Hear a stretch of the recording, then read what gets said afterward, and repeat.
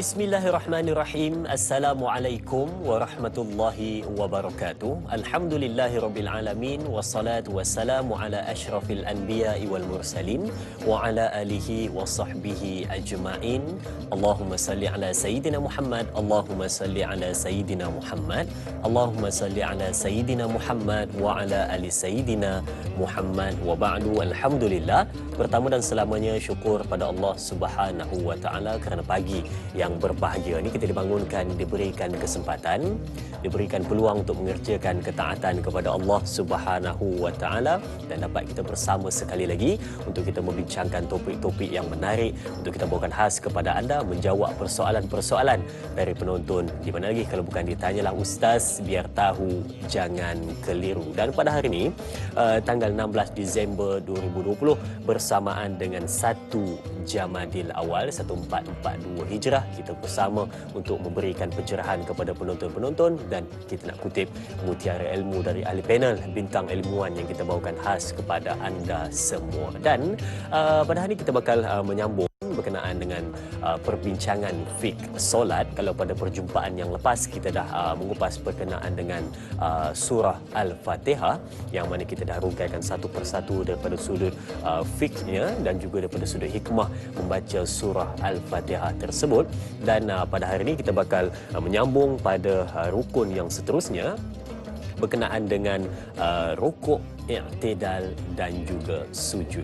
3 rukun ini bakal kita bincangkan pada hari ini dan bagi penonton-penonton yang ingin bertanyakan soalan boleh pergi ke 2 saluran kita seperti biasa. Untuk buat panggilan boleh pergi ke 1-800-88-1677 atau nak terus ke Facebook kita Tanyalah Ustaz TV3. Di situ kita ada buat secara langsung bagi mereka yang mungkin tak berkesempatan pada pagi ini untuk melihat dekat TV di rumah, boleh melihat di mana anda berada menggunakan peranti anda. Tetapi jangan lupa satu benda yang cukup penting, yakni tekan butang suka dan kongsi untuk sama-sama sebarkan kebaikan. Tapi sebelum tu, kita seperti biasa nak melihat dahulu status terkini kes COVID-19 di Malaysia dan mudah-mudahan ada perkembangan yang baik kita harapkan. Baik, kita saksikan di skrin TV anda. Kalau kita dapat lihat sepanjang setakat jam 5 petang pada tanggal 15 Disember 2020 petang semalam ada 1,772 kes baru yang dicatatkan. Kes tempatan ada 1,760 dan kes import ada 12 kes. Jumlah kes sembuh baru ada 1,084 kes yang menjadikan jumlah kes sembuh keseluruhan 71,681 kes dan jumlah kes yang masih aktif ada 14,515 kes dan semalam ada juga kematian dilaporkan. Ada 3 kes kematian dan kita doakan kepada ahli keluarga yang mana yang terlibat dengan kematian semalam, doakan semoga tabah menghadapi, dan kita doakan kepada sahabat-sahabat kita yang mungkin berada dalam dijangkiti wabak ini semoga cepat segera sembuh dan kembali seperti sedia kala dan menjadikan jumlah kes keseluruhan setakat ini 86,608 kes. Sama-sama kita doakan terus lagi berada dalam keadaan berjaga-jaga, mematuhi SOP dan yang paling penting sekali adalah perbetulkan diri anda. Baik, sedang penonton yang berbahagia dan dirahmati Allah, pada hari ini kita bakal bersama dengan bintang ilmuwan yang kita bawakan khas kepada anda, yakni Al-Fadil Ustaz Muhadir Haji Jul. Apa khabar Ustaz? Alhamdulillah. Sekali lagi kita bertemu Ustaz. Kalau minggu lepas berkenaan dengan surah Al-Fatihah ya Ustaz. Dan kita hari ini Ustaz seperti biasa kita nak rukai daripada sudut fiqh rukun tersebut dan juga daripada sudut hikmah di sebalik pelaksanaan rukun tersebut. Dan sebagai permulaan Ustaz, boleh Ustaz kongsikan kepada penonton dan kita semua, saya juga nak tahu berkenaan dengan apa pentingnya kita memahami hikmah di sebalik setiap rukun dalam solat. Silakan Ustaz. Bismillahirrahmanirrahim. Alhamdulillahirabbil alamin wassalatu wassalamu ala asyrafil anbiya'i wal mursalin wa ala alihi wa sahbihi ajma'in.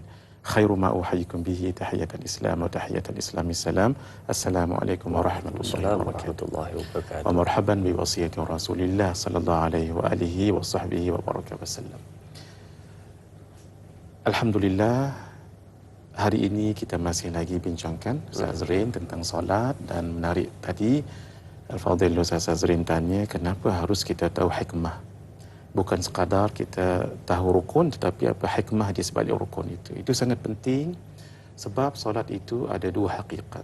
Satu hakikat zahir, yang kedua hakikat batin. Ini disebut oleh Al-Imam Al-Ghazali, Hujjatul Islam wa Barakatul Anam, Zainuddin Abi Hamid Muhammad ibn Muhammad Al-Ghazali, dalam kitab beliau Ihya Ulumuddin. Disebutkan juga oleh Al-Imam Qutubil Irsyad Ghawthil Ibadi wal Bilad, Al-Imam Abdullah bin Alawi Al-Haddad, dalam kitab beliau An-Nasaih Ad-Diniyah wal Wasaya Al-Imaniyah. Solat ada dua hakikat, satu zahir, yang kedua batin. Yang zahir itu adalah yang rukun qaulinya dan rukun fi'linya, dan yang batin itu adalah lebih kepada rukun qalbinya dan pemahaman hikmah rahsia di sebalik bacaan dan rukun-rukun yang tadi itu. Orang yang tahu rahsia ini akan merasakan solat itu jadi sedap, jadi ringan, jadi bukan bebanan tetapi hiburan. Sebab itu kita tidak pelik kalau kita mendengar orang-orang yang sudah mencapai darajat sebegini, sembahyangnya itu luar biasa. Ambil sahaja contoh Al-Imam Malik bin Dinar. Beliau solatnya siang dan malam 1000 rakaat. Demikian Al-Imam Abu Hanifah An-Nu'man. Imam Abu Hanifah solat subuhnya itu 40 tahun dengan wuduk solat isyak. Bermaksud lepas isyak tak tidur malam. Tidurnya bila? Qailulah nanti sebelum zuhur. Imam Ahmad bin Hanbal diriwayatkan 300 rakaat sunat setiap malam. Walhal sunat, bukan wajib. Kenapa? Ini ada kaitan dengan menyelami makna dan faham maksud falsafah dan hikmah solat itu sendiri. Rahsianya itu. Sebab itu Al-Imam Ibrahim ibn Adham, seorang ahli sufi yang masyhur, beliau mengatakan, Ahlul laili fi lailihim aladzu min ahli al-ma'siyah fi ma'siyatihim. Ahlul laili, orang yang biasa bangun malam, solat tahajud maksudnya, ini bukan solat fardu, solat sunat. Itu rasa ladat dalam malamnya. Alladzu lebih ladat min ahli lahwi fi lahwihim, daripada orang yang buat ikut nafsunya, buat maksiatnya ketika mereka buat maksiat. Maksud, orang yang bangun malam itu lebih sedap solat malamnya walaupun beratus rakaat daripada orang yang buat maksiat dalam maksiatnya. Sebab mereka tahu hakikat zahir dan hakikat batin. Ini juga disebut oleh Al-Imam Ibn Atha'illah As-Sakandari dalam kitab beliau Al-Hikam. Beliau mengatakan as-salatu taharatun lil qulubi min adanasi dhunubi. Solat itu bukan zahir sahaja, tetapi adalah penyucian ke atas daki-daki dosa. Wastiftahun libabil al-ghuyubi, dan membuka pintu ghaib. Ghaib ni bukan semestinya yang tak nampak, tapi hatinya itu mi'raj kepada Allah. Wa mahallul munajat, solat ini menjadi tempat bermunajat kepada Allah. Kita dah bicarakan dalam Fatihah kan Ustaz Azrin, dari segi apa yang kita ucapkan dan apa yang Allah balas. Wa ma'danul musaffah, dan tempat untuk penyucian diri. Tattasi'u fiha mayadinul asrar, nanti akan menerima asrar-asrar, rahsia-rahsia. Wa tashriqu fiha syawariqul anwar, dan itulah tempat juga untuk nanti hati itu lebih bercahaya. Ada 6 hikmah yang disebut oleh Al-Imam Ibn Atha'illah As-Sakandari kalau orang itu solat zahir dan batin. Kalau hanya zahir tak dapat, kalau batin saja tak dapat sebab zahirnya batal. Jadi zahir dengan batin itu mesti disekalikan, sah dan makbul, barulah orang itu akan mendapat 6 hikmah tadi kalau ditelusuri dan diselami setiap makna dan perkataannya. Baik, itu sebenarnya yang mana kita perlu tahu juga berkenaan dengan hikmah di sebalik setiap rukun yang kita pelajari. Jadi bila mana tahu tentang hikmah di sebalik rukun tersebut, barulah dapat daripada sudut zahir dan batin sesuatu ibadat tersebut. Baik, sidang penonton yang dirahmati Allah dan Al-Fadhil Ustaz, kita pada hari ini berkenaan dengan 3 perkara, iaitu berkenaan dengan rukuk, i'tidal dan juga sujud. Jadi mungkin kita akan mulakan untuk yang pertama ni Ustaz, sebenarnya tentang bagaimana rukuk yang terbaik dan juga hikmah di sebalik rukuk tersebut. Silakan Ustaz. Soalan yang sangat baik Ustaz Azrin. Rukun yang kelima dalam bab solat, iaitu rukun solat adalah rukuk. Apa dia rukuk? Rukuk itu membongkokkan ke hadapan dan mencapai kedua lutut. Itu sahaja yang dikatakan rukuk sekadar rukunnya. Tapi untuk kesempurnaan dan afdalnya, hendaklah kedua tapak tangan ini, tapak tangan, dapat memegang lutut di hadapan itu dan direnggangkan jari-jarinya, bukan dirapat, direnggangkan, dan bukan dipegang di tengah paha ataupun di bawah daripada lutut, tidak, betul-betul lutut itu, dan diluruskan paha dan betis, bukan dibengkokkan, diluruskan. Kemudian kedua tapak tangan itu memegangnya itu, bukan diluruskan begitu, tapi memegang sebegitu. Dan paling afdal lagi kalau rukuk itu dapat dibuat lurus belakang itu seperti sekeping papan. Sebahagian masyayikh kita mengatakan kalau umpamanya diletak sesuatu di atas tu tak jatuh, maksudnya lurusnya itu. Hadirin, ini kesempurnaan. Adapun orang yang sakit, termasuk rukun-rukun lain juga Ustaz Azrin, ya, kalau ingat lagi dalam bab suratul Fatihah, kita bicarakan hendaklah wajib membacanya. Tetapi bagi orang yang memang sudah contohnya sakit ataupun paralyzed, tak boleh nak baca dah, baca dalam hati, ketika itu dibolehkan. Walaupun paling asal adalah dibacakan. Itu rukun qauli untuk suratul Fatihah. Sama dengan rukuk kita ini. Jadi rukuk itu kalau tak boleh buat sebegitu, jangan dipaksa-paksa. Kalau buat termampu sahaja. Yang kita bicarakan ini adalah yang paling sempurna. Harus kita ingat rukun yang kita sebutkan hari itu, berdiri betul, niat, takbiratul ihram, suratul Fatihah dan rukuk wajib berdiri. Untuk solat fardu bagi yang boleh berdiri. Kalau tidak, duduk sahaja. Syarat-syarat rukuk. Dalam rukun ada rukunnya. Kalau tidak dipenuhi syarat ini akan batal. Rukun itu tidak diulangi, batal rakaat itu tidak diulangi, batal solat itu. Pertama sekali, rukun-rukun sebelumnya hendaklah sah. Iaitu rukun Fatihah itu sah, niat takbiratul ihram, berdiri betul itu sah, barulah sah rukuk itu. Kalau katalah suratul Fatihah terbatal, walaupun rukuknya sempurna, tidak dikira batal. Yang kedua, rukuk tujuan untuk melaksanakan solat, bukan kerana nak takut kat orang ataupun mengelak daripada ada budak tikam batu lalu dia rukuk saat, supaya jangan kena kepala. Itu tidak boleh. Maksudnya rukuk tadi itu tidak sah. Kena berdiri saat, rukuk balik. Dalam mazhab kita Asy-Syafi'i mesti ada tamak-ninah. Tamak-ninah itu bertenang saat, jangan bergerak-gerak. Dan qadarnya adalah sekali membaca subhanallah, itu qadarnya. Bukan bermakna bila rukuk baca subhanallah, tidak, qadarnya. Sebab dia ada zikir yang lain, itu qadarnya, dan tak boleh bergerak. Kalau bergerak, walaupun dia qadar subhanallah tapi bergerak-gerak, itu tak nama tamak-ninah. Mazhab Syafi'i batal. Kalau mazhab Imam Hanafi tidak batal, sebab bagi mereka i'tidal itu bukanlah rukun. Kalau dah pada rukuk nak terus ke sujud pun boleh juga. Dalam mazhab Hanafi, mazhab kita tak. Dan mazhab Hanafi tidak ada tamak ninah. Bagi kita rukuk dan tamak ninah. Ini sedikit Ustaz Azri, ini penting. Sebahagian kitab mengatakan rukun 13, sebahagian kitab mengatakan rukun 17. Sebenarnya tidak ada beza sangat, sebab rukuk dan tamak ninah. Kalau kitab lain, rukuk satu, tamak ninah satu rukun.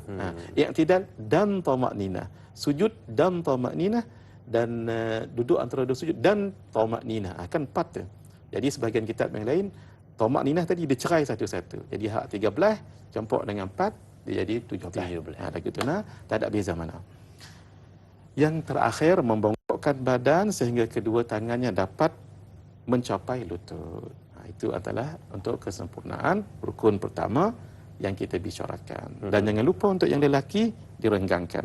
Kedua rukun ini renggangkan daripada rusuk. Kalau untuk perempuan rapatkan. Dia ada beza tu. Kemudian mengangkat kedua-dua tangan ketika nak rukuk. Nak rukuk lagi, Allahu Akbar, rukuk. Itu namanya takbir, dan kita bertakbir intiqalan. Allahu Akbar. Bar tu baru sampai kat situ. Jangan berhenti Allahu Akbar, hak ni. Ni boleh ingat benda lain macam-macam ni. Pasal itu salah satu Ustaz Azrin, salah satu hikmah takbir intiqalat ialah jangan ada ruang-ruang saat-saat kita boleh ingat benda lain.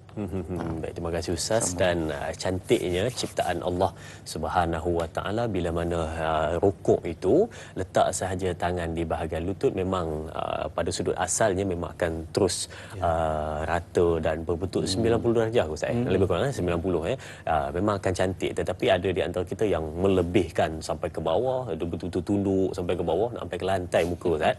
Dan ada pula yang dia tidak betul-betul melaksanakan dengan baik, tetapi kata Ustaz sebentar tadi yang sempurna adalah memang belakangnya adalah rata dan itu adalah yang paling sempurna. Dan mari kita lihat soalan di Facebook Tanyalah Ustaz dari sahabat kita yang bertanya soalan dari Puan Baizura Mazlan. Baik, soalannya, Assalamualaikum, dalam surah Al-Baqarah ayat 43 ada menyebut rukuklah kamu bersama orang yang rukuk. Soalan saya, kenapa Allah gunakan perkataan rukuk bukan solat ataupun sujud? Mohon pencerahan Ustaz. Terima kasih. Terima kasih juga Puan Baizura Mazlan atas soalan yang ditanyakan. Terima kasih. Silakan Ustaz. Al-Baqarah 43. Masya-Allah. Allahumma hidayatan lis-shawab. Soalan yang sangat baik. Warka'u ma'ar raki'in. Allah firmankan, dan hendaklah kamu rukuk bersama orang-orang yang rukuk. Maksudnya hendaklah kamu solat bersama dengan orang-orang yang solat. Kenapa digunakan rukuk? Sebab rukuk itu adalah tanda menghinakan diri, tanda tawaduk, tanda merendahkan diri. Dan orang yang rukuk itu adalah tanda suatu penghambaan ataupun penyerahan diri kepada seseorang. Sebab itu biasanya kalau kita hormat dengan orang, kita tak sujud. Sujud tu nanti takut nanti berlebih-lebihan, walaupun nanti perbahasan panjang tentang sujud itu. Tetapi rukuk itu lebih menunjukkan tanda hormat pada orang. Paling kurang pun kalau tak rukuk pun kita tunduk badan lagu ni. Jadi sebab itu digunakan, solat itu digunakan dengan perkataan rukuk tadi itu. Baik, terima kasih Ustaz untuk pencerahan berkenaan dengan surah Al-Baqarah ayat 43 yang mana menyebutkan tentang rukuklah kamu bersama orang yang rukuk sebagai tanda penghormatan, penyerahan diri dan tanda tunduk kepada Allah Subhanahu Wa Taala. Baik, sedang penonton keluarga besar Tanya Ustaz, kita nak berehat seketika. Jangan ke mana-mana. Kembali selepas ini bersama Tanyalah Ustaz, biar tahu jangan keliru.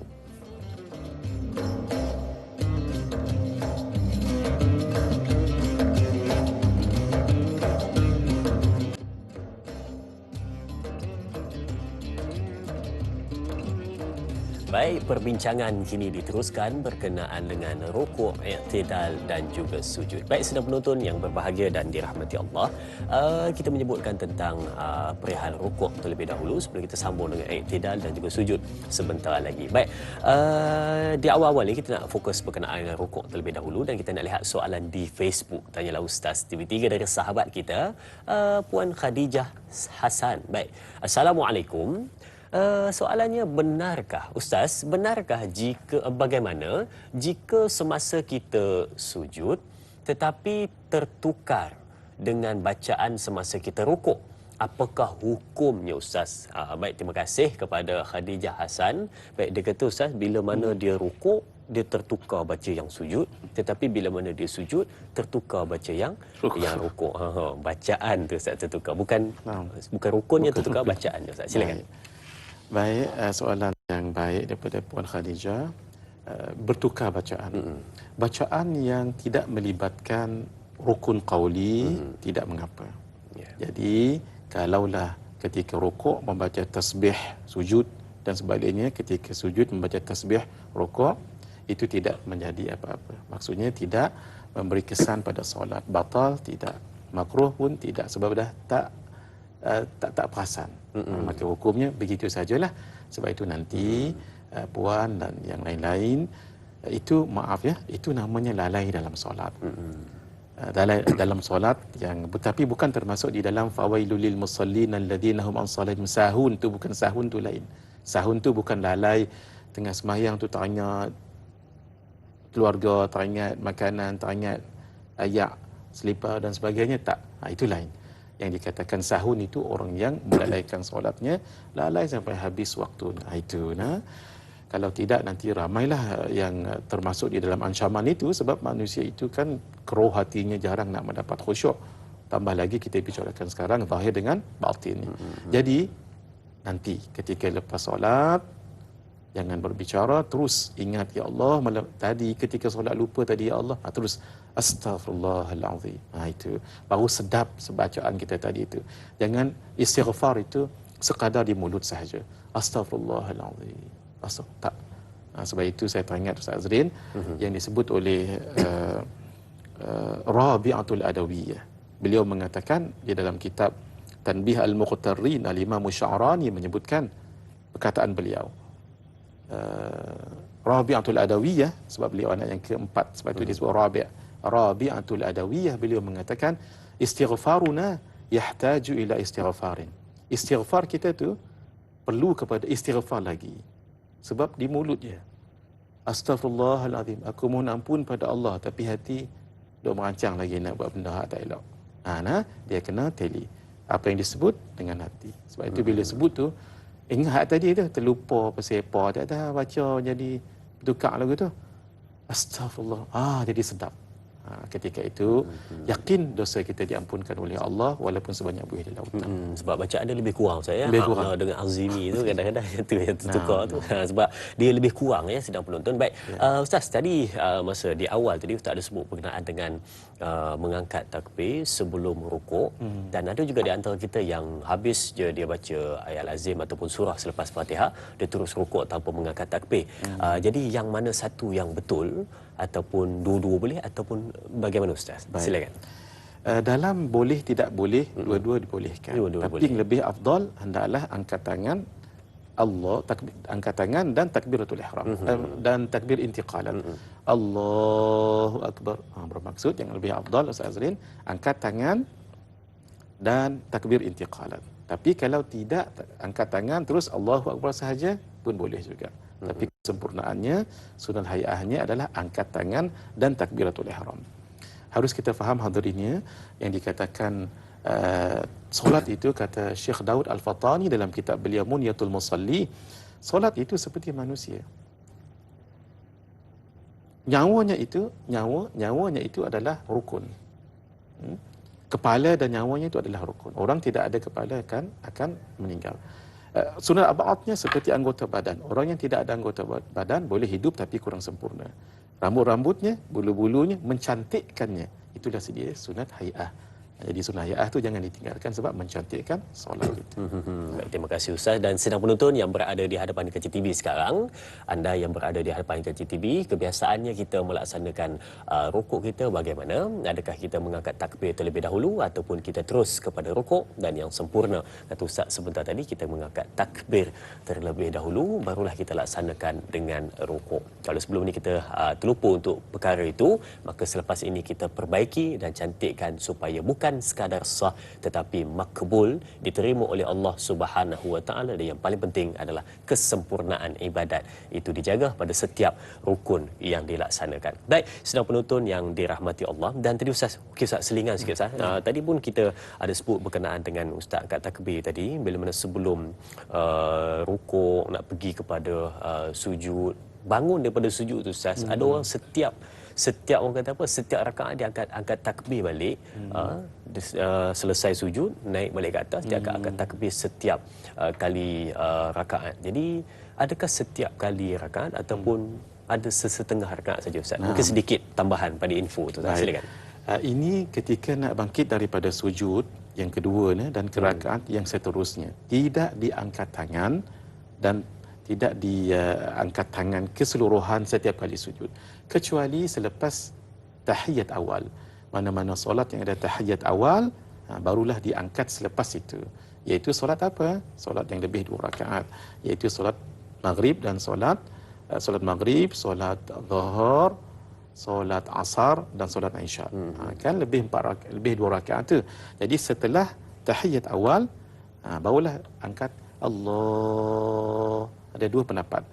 Satu pendapat Al-Imam Al-Ghazali mengatakan boleh kalau berhenti di tengah-tengah tu. Nanti kita akan bicarakan bab ini. Bila kita sujud, angkat ke rakaat seterusnya, Allah, tak dan berdiri lagi, berhenti, boleh. Itu mengikut Al-Imam Al-Ghazali. Kalau mengikut mazhab imam yang lain, sampai berdiri Allahu Akbar, gitu. Jadi untuk selepas tahiyat awal barulah diangkat. Jadi bukan setiap kali nak masuk ke rakaat yang seterusnya angkat tangan. Jadi kaedahnya adalah setelah tahiyat awal sahaja barulah angkat tangan. Kaedahnya setelah tahiyat awal sahaja barulah angkat takbir untuk rakaat yang seterusnya. Okey, baik. Kita ada pemanggil di talian. Assalamualaikum. Assalamualaikum. Waalaikumsalam. Ya, siapa di sana? Saya Zaidah daripada Melaka. Puan Zaidah dari Melaka. Melaka di mana tu? Berdai dengan Ustaz. Melaka dekat Kuala Sungai Baru. Oh, Kuala Sungai Baru. Ya, silakan soalannya, Puan. Okey, saya nak tanya Ustaz ya. Ya. Assalamualaikum Ustaz. Waalaikumsalam. Assalamualaikum. Saya nak tanya Ustaz, pasal saya ni ada kencing manis. Bila kita semayang tu, kan kita bacaan cepat tu boleh tak? Pasal saya tak boleh berdiri lama kan? Ya. Itu je lah. Itu saja ya soalannya, Puan. Itu je. Baik, terima kasih Puan atas soalan yang ditanyakan berkenaan dengan kita bawa sikitlah kepada berkenaan dengan bacaan rukun qauli, kencing manis. Ya. Tak boleh berdiri lama ataupun tak boleh buat pergerakan yang rukun yang lama dan baca dengan pantas. Adakah boleh ataupun tidak, Ustaz? Silakan. Baik. Syafakillah, mudah-mudahan Allah memberi keafiatan dan kesembuhan, kesehatan kepada Puan Zubaidah, Puan Zaidah tadi. Zaidah ke Zubaidah? Zaidah. Puan Zaidah. Ya. Nah, Puan, boleh untuk membaca cepat, tetapi hendaklah memelihara tajwid dan sifat hurufnya, makharijul hurufnya, yang itu kena belajarlah macam yang kita sebutkan hari itu ya. Boleh membaca laju, boleh. Sebab kalau membaca tartil kan dah jadi lambat sedikit. Bismillahirrahmanirrahim. Kan jadi panjang nanti tu. Kita kan biasa Bismillahirrahmanirrahim. Alhamdulillahirabbil alamin. Boleh.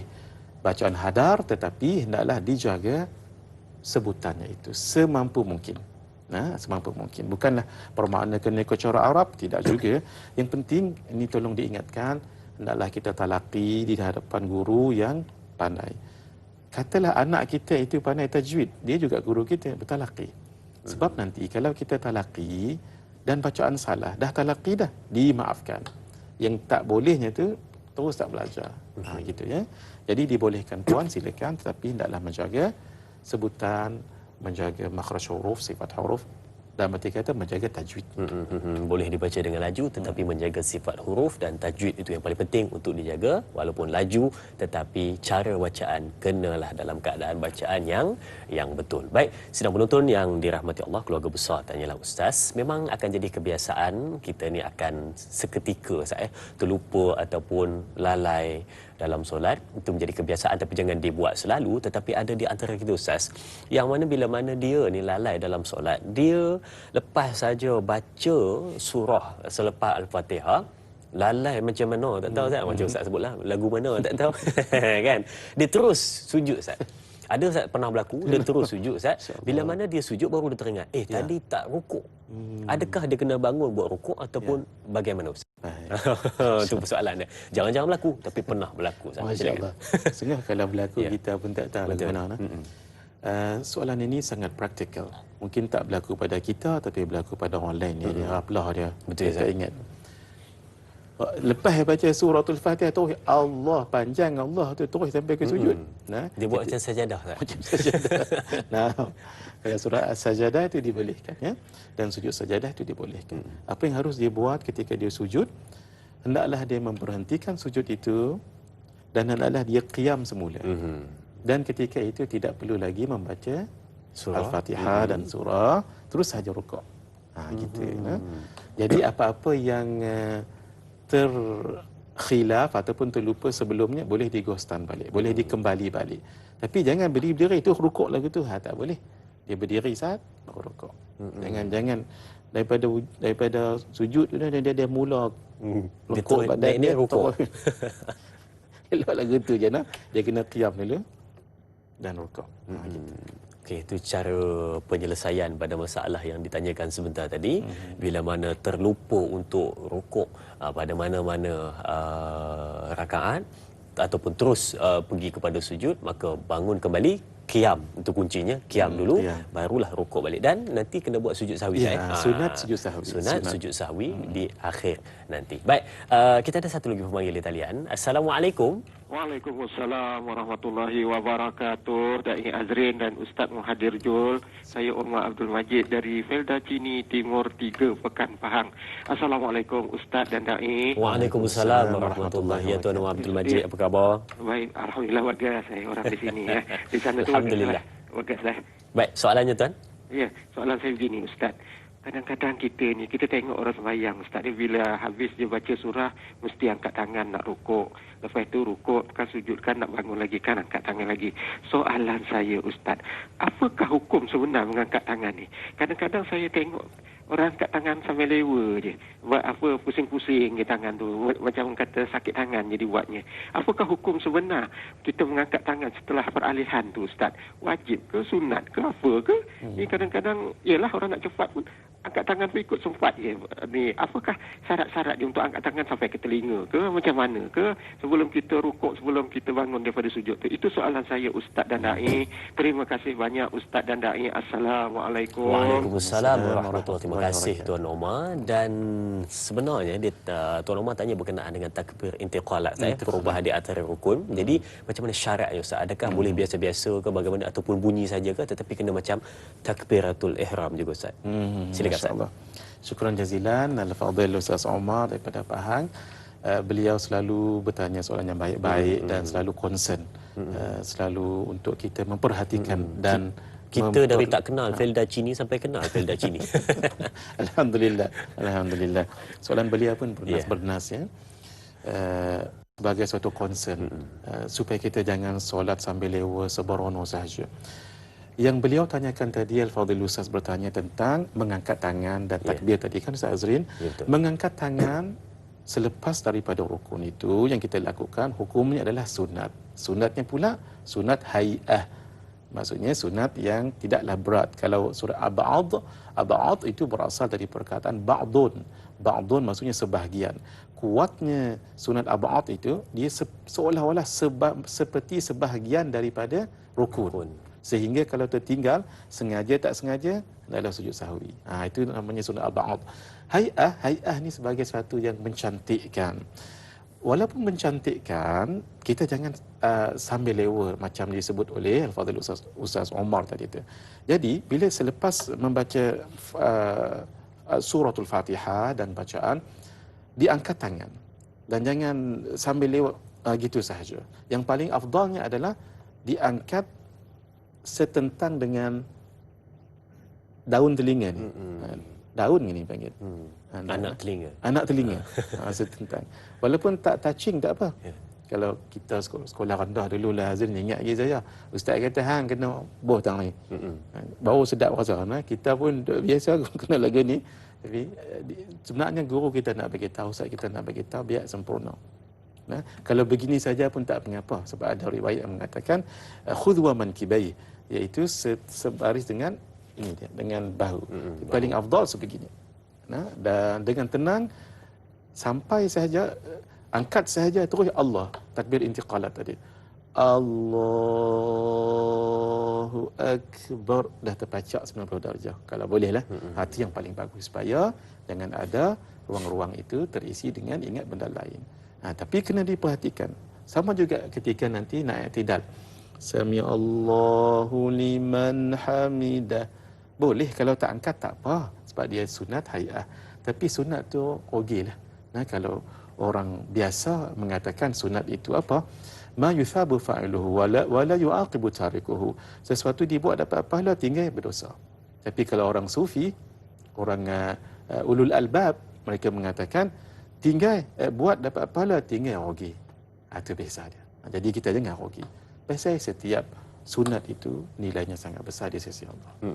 Jangan kita menganggap remeh setiap pergerakan ataupun perkara yang kita lakukan di dalam solat, kerana ada hikmah di sebaliknya, dan yang paling penting jangan lakukan sambil lewa, tetapi jaga kesempurnaan pada setiap pergerakan juga bacaan yang kita baca dan laksanakan. Baik, soalan seterusnya di Facebook Tanya Ustaz dari sahabat kita Tuan Muhammad Izzuddin. Baik, soalannya, Assalamualaikum Ustaz. Soalan saya, adakah makmum juga disunatkan membaca Sami Allahu liman hamidah? Baik, sebagaimana imam ataupun hanya sekadar membaca Rabbana lakal hamdu sahaja, atau bagaimana Ustaz? Baik, terima kasih sahabat kita Izzuddin atas soalan yang ditanyakan. Katanya tadi tentang bangkit daripada rukuk, membaca Sami Allahu liman hamidah, Rabbana walakal hamdu. Yang mana makmum kena baca dan yang mana imam kena baca? Silakan Ustaz. Yang bagus soalan ini Tuan Izzuddin.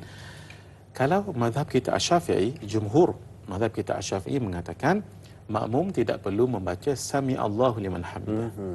Terus sahaja bila imam mengatakan Sami Allahu liman hamidah, maka makmum di belakang Rabbana lakal hamd boleh, Rabbana walakal hamd boleh.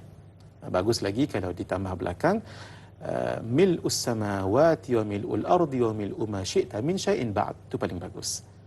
Kalau imam mengatakan Sami Allahu liman hamidah, makmum Rabbana walakal hamdu mil'us samawati wa mil'ul ardi wa mil'u ma syi'ta min syai'in ba'd. Tapi paling bagus lagi kalau boleh ditambah lagi depan itu. Apa dia? Sami Allahu liman hamidah. Maka makmum menjawab Rabbana walakal hamdu hamdan kathiran tayyiban mubarakan fih. Barulah mil'us samawati wa mil'ul ardi wa mil'u ma syi'ta min syai'in ba'd. Itu pahalanya sangat besar. Kita akan cerita nanti apa fadilat membaca hamdan kathiran tayyiban mubarakan fih. Nanti ketika membicarakan bab i'tidal nanti insya-Allah. Baik, itu jumhur ulama mazhab Syafi'i.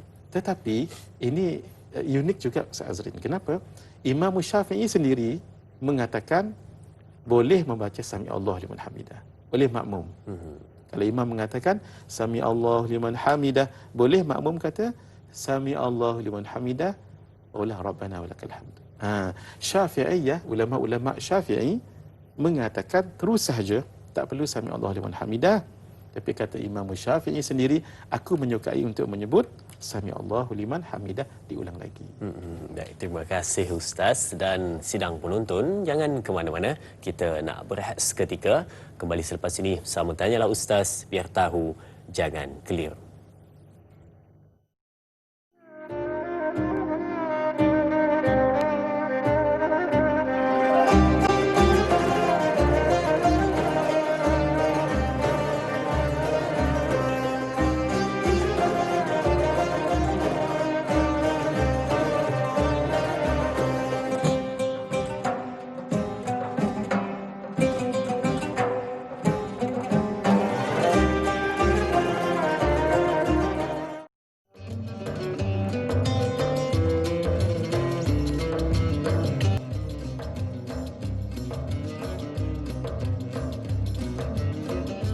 Baik, rukuk sebentar tadi selesai kita bicarakan dan masih lagi ada persoalan nak ditanyakan, tetapi kita nak meneruskan perbincangan kita untuk pada bahagian yang seterusnya berkenaan dengan i'tidal. Kalau tadi sahabat kita Tuan Muhammad Izzuddin ada bertanyakan berkenaan dengan membaca Sami Allahu liman hamidah bagi makmum, kena baca ataupun tidak, dah masuk pun pada bahagian i'tidal. Nanti Ustaz nak kongsikan kepada kita bacaan yang sempurna dan panjang pada bahagian Sami Allahu liman hamidah Rabbana walakal hamdu, ada sambungannya yang mana cukup menarik. Saya yakin penonton-penonton ada di antara kita yang tadi tak sempat nak ambil telefon, nak rakam untuk catat apa yang Ustaz tulis, dan kita bawa sekali lagi untuk kita bacakan kepada anda. Jadi bersiap sedia siapa yang nak rakam, siapa nak screenshot screen, kan mungkin istilah bahasa Melayunya adalah macam mana Ustaz istilah bahasa Melayu, tangkap skrin, lebih kurang itulah kan, tangkap skrin lah kan. Baik, okey, siapa yang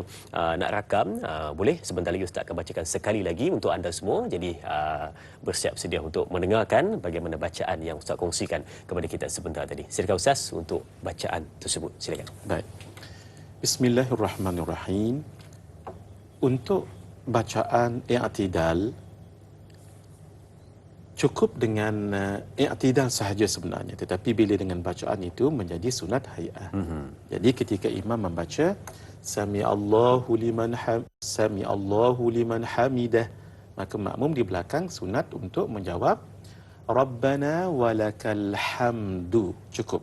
Tapi nak tambah lagi mil'us samawati wa mil'ul ardi wa mil'u ma syi'ta min syai'in ba'd. Kita ulangi, sami Allahu liman hamidah, Rabbana walakal hamdu mil'us samawati wa mil'ul ardi wa mil'u ma syi'ta min syai'in ba'd. Tapi lebih sempurna untuk imam dan makmum membaca ini. Ketika imam membaca sami Allahu liman hamidah, imam juga boleh membaca Rabbana lakal hamdu, sama dengan makmum. Dan sama dengan bacaan mil'us sama, tapi lebih elok dibaca tambah lagi di depannya itu sami Allahu liman hamidah, Rabbana walakal hamdu hamdan kathiran tayyiban mubarakan fih. Barulah mil'us samawati wa mil'ul ardi wa mil'u ma syi'ta min syai'in ba'd. Kenapa kena baca hamdan kathiran tayyiban mubarakan fih? Ketika Nabi solat dan Nabi rukuk dan baginda mengatakan sami Allahu liman hamidah, ada makmum di belakang, sahabat di belakang membaca Rabbana walakal hamdu hamdan kathiran tayyiban mubarakan fih. Nabi tak pernah ajar. Yang Nabi ajar mil'us samawati wa mil'ul ardi wa mil'u ma syi'ta min syai'in ba'd. Lepas salat, Nabi pun berpaling dan Nabi tanya, manil mutakallim? Siapa yang baca tadi itu? Sahabat tadi mengatakan, ana, saya. Nabi mengatakan, ketika kamu membacakan dalam solat tadi, inni ra'aitu bid'an wa thalathina malakan yabtadirunaha ayyuhum yaktubu awwal. Ketika kamu baca tadi itu, aku melihat 30 lebih malaikat turun dan masing-masing berebut nak tulis siapa tulis hak pertama sekali bacaan tadi itu. Bermakna bacaan tadi itu sangat besar ganjaran dia. Jadi kalau boleh jangan tinggal, tapi hak tu kena hafal. Jangan la baru nak hafal. Waktu tengah nak tengah i'tidal Rabbana apa tak tahu baru nak hafal tak jadi. Dia kena laju benda tu Jadi kalau tak hafal juga paling kurang Rabbana walakal hamd.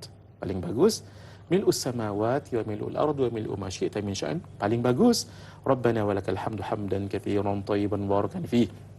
Mil'us samawati wa mil'ul ardi wa mil'u ma syi'ta min syai'in ba'd. Terkumpul ganjaran dan fadilatnya sangat luar biasa. Kan panjang bacaannya, sehebat ganjaran yang menanti. Baik, soalan seterusnya di Facebook, tanyalah Ustaz TV3 dari sahabat kita Izara. Baik, soalannya, Assalamualaikum. Bagaimana sekiranya seseorang itu dari rukuk untuk i'tidal dan tangan mengangkat takbir sehingga berhayun-hayun tangannya selepas itu? Apakah ia boleh membatalkan sah solat seseorang tersebut? Namun, seandainya dia melakukan tanpa terkawal dan tanpa disedari, bagaimana hukumnya? Apakah ia membatalkan solat seseorang tersebut? Terima kasih kepada Izara atas soalan yang ditanyakan. Angkat tepi, lepas bayun, Ustaz. Bayun. Lepas tu, baru dia sujud. Adakah batal solatnya, Ustaz? Dikira menambah rukun ke bagaimana? Silakan. Baik. Soalan tentang ketika bangkit daripada rukuk ke i'tidal, angkat tangan tu cantik dah cuma dihayun-hayun. Nah, ini ada implikasinya. Pertama, kalau hayun yang besar, dia kalau hayun lagu ni dia jadi dua gerak. Betul. Kalau 1, 2, 3 batal. 1, 2 tak batal, tak 3 berturut-turut. Tapi kalau lagu ni 1, 2 ni dikira 1, 2 4 bantai terus. Kerana itu jaga-jaga hak ni. Satu. Yang kedua, yang dikatakan i'tidal hendaklah kembali, kita masuk i'tidal terus iaitu kembali ke tempat asal.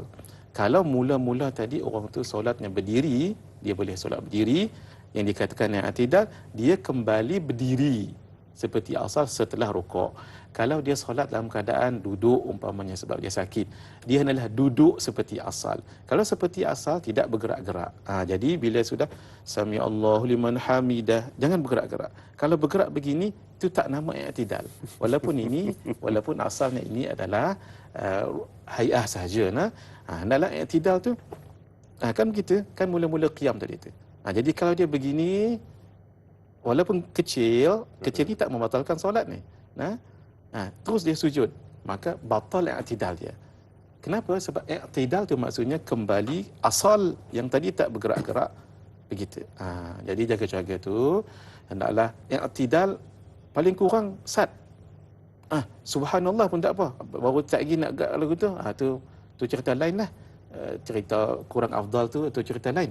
Tetapi hendaklah lengkapkan dulu. Jangan bergerak 1 minit 1 subhanallah. 1 saat. 1 saat. Subhanallah. Sama juga dengan rukuk tadi nah. Sebab itu hikmahnya kita membaca subhana rabbiyal azimi wa bihamdi. Dibaca 3 kali. Tapi Ustaz, selain daripada yang bergerak-gerak tu, Ustaz, dia ada satu lagi tabiat orang kita bila mana ini kebiasaannya berlaku kepada golongan muslimin laki-laki. Selain daripada dia goyang tangan tu, sebelum dia pergi daripada i'tidal nak pergi kepada rukuk, dia akan ada satu tabiat, iaitu dia akan angkat sikit dia punya jubah ataupun kepelikat dia, Ustaz, lipat ke tengah. Jadi itu pun bagaimana Ustaz? Mungkin Ustaz ada sedikit teguran pada golongan seperti ini, silakan. Ketika ada seorang sahabat Nabi semahyang, solat, dia pegang janggut lagu ni. Ni tak batal ni sebab dia bukan yang kuat. Kalau macam ni, ni kuat ni. Dia pegang macam ni. Lalu Nabi bagi tahu, "Lau khashi'atu qalbu hadha la khashi'at jawarihuhu. Lau khashi'atu qalbu hadha la khashi'at jawarihuhu." Kalaulah hati dia tenteram jugalah anggota badannya. Bermakna hati dia tak tenteram. Tu dok pegang-pegang. Walaupun tak batal. Ni 100 kali tak batal. Sebab dia pergerakan kecil. Tapi hati dia tak tenteram, kata Nabi tadi. Itu bermakna hati dia tak tenteram. Jadi lagu tu hadirin, termasuklah pergerakan-pergerakan. Contoh yang tadi Ustaz Azrin sebut, melipat jubah dan sebagainya. Kalau perlu tu tak apalah. Contohnya jubah dia mungkin labuh sangat, lagi kalau dia sujud, nanti dia tergolek ke lagu mana, dia angkat sikit saja. Itu tidak mengapa. Tapi jangan nampak sangat. Apa hukum dia? Kalau i'tidal dia lepas 1 second tadi, itu tak mengapa. Contohnya kalau i'tidal jangan bergerak, rukuk pun sama. Jangan bergerak 1 second je. Sebab itu hikmah subhana rabbiyal azimi wa bihamdi 3 kali dia. Nanti kita akan bicarakan bab hikmah dia. Itu. Baik, itu jawapannya dan berhati-hati ya. Baik, kita ada pemanggil di talian. Assalamualaikum. Waalaikumsalam warahmatullahi wabarakatuh. Ya, Puan siapa di sana? Saya Siti Rohani Mursyid dari Banting. Oh, Puan Siti Rohani dari Banting, Selangor. Ya, silakan Puan. Ya, Assalamualaikum Ustaz dan Da'i. Waalaikumsalam warahmatullahi wabarakatuh. Saya ada satu soalan tentang solat, bab solat ni lah. Kalau kita solat, tapi selepas i'tidal kita sujud, tapi lupa tak duduk baca Rabbik Firli, tak sujud yang kedua. Kita terus berdiri baca Fatihah. Adakah solat kita terbatal atau kita kena sujud sahwi ke atau macam mana? Maknanya dia sujud hanya sekali ya? Hanya sekali. Dia lupa nak baca Rabbik Firli dan terus sujud sekali lagi. Tapi terus berdiri pula baca Fatihah. Dan terus macam biasalah. Tapi apakah kena ganti dengan sujud sahwi atau kita solatnya terbatal? Itu aja soalan saya, Ustaz. Assalamualaikum warahmatullahi wabarakatuh. Waalaikumsalam warahmatullahi wabarakatuh. Jangan didengar tapi tak mustahil bakal berlaku. Yang mana sujud pertama dia tak ada duduk antara 2 sujud, dia terus bangun, Ustaz. Dia dah dapat kemanisan pada qiyam tu. Maknanya dia tak sabar nak qiyam, Ustaz.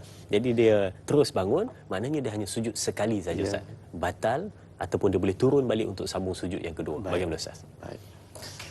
Soalan yang jarang juga berlaku, tapi kalau berlaku, lagu mana cara dia? Ketika seseorang itu lupa untuk sujud yang kedua, naik daripada sujud yang pertama, terus naik ke atas terpacak, apa yang harus dia buat? Dia masih sah solatnya, tapi kena pandai caranya.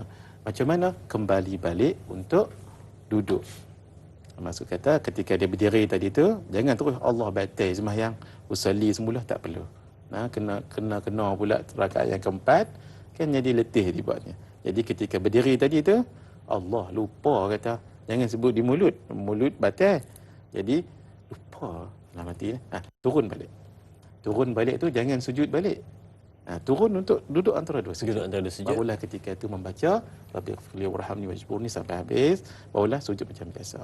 Di akhir nanti sebelum salam sunat sujud sahwi. Sebab tertinggal apa tadi, rukun. Kaedahnya adalah mana-mana yang tertinggal rukun hendaklah dikembalikan buat rukun itu. Itu kaedah dia nah. Dan mana-mana sunat ab'ad yang tertinggal hendaklah jangan dibuat kalau dah sampai ke rukun. Contoh saya bagi tahu lagunya nah. Ini dah panjang dah, tak masuk lagi sebenarnya. Kita lupa tahiyat awal. Itu ab'ad kan? Tapi kita dah masuk rakaat yang ketiga, nak patah balik ke? Tak payah. Pasal hak ni besar, hak ni kecil. Ab'ad banding dengan rukun lebih kuat. Nak sama juga tadi, mungkin puan bertanya juga, lupa baca Rabbighfirli, terus naik ke atas. Tapi sujud kedua buat dah Ustaz Azrin. Apakah dia kena patah balik? Tak payah. Pasal Rabbighfirli itu warhamni ketika bacaan duduk antara dua sujud adalah hai'ah sunat sahaja. Bila dah masuk rukun jangan kembali balik. Nak sujud sahwi tak payah. Sujud sahwi kalau berlaku dua. Satu tertinggal rukun tadi tapi setelah dikembalikan balik dan sunat ab'ad. Itu sahaja yang menyebabkan orang itu sujud sahwi dalam dua keadaan. Kayaknya kalau sunat hai'ah tak payah Ustaz. Tak payah lagi. Istighfar saja tadi. Lepas sembahyang. Terima kasih Ustaz untuk pencerahan berkenaan dengan soalan yang ditanyakan oleh Puan Siti Rohani dari Banting sebentar tadi, yang mana terlupa untuk sujud yang kedua ketika mana berada di dalam solat, maka kembali kepada rukun tersebut dan laksanakan, dan nanti bila mana sebelum salam laksanakanlah sujud sahwi. Baik, soalan seterusnya di Facebook Tayar Ustaz TV3 dari sahabat kita Tuan Anwar Muhammad. Baik, soalannya Assalamualaikum. Waalaikumsalam. Soalan saya ialah, berapakah jangka masa tumakninah yang dicadangkan? Mohon pencerahan terbaik dari Ustaz. Assalamualaikum. Waalaikumsalam. Terima kasih Tuan Anwar atas soalan yang ditanyakan. Jangka masa terbaik untuk tumakninah. Silakan Ustaz. Baik. Tuan Anwar dan hadirin yang budiman sekaliannya, tumakninah tu berasal dari perkataan itmi'nan. Itmi'nan maksudnya tenang. Tenang bermaksud jangan bergerak-gerak. Tu benar namanya tenang. Kalau tenang tapi bergerak-gerak, itu tak nama tumakninah. Jadi jangka masanya paling kurang, itu minimum, iaitu dengan kadar membaca subhanallah. Kalau kita kira subhanallah, kira 2 saat lah. Subhanallah. Itu paling minimum. Jangan kurang daripada 2. Kurang daripada 2, batal. Dalam mazhab kita Syafi'i. Baik.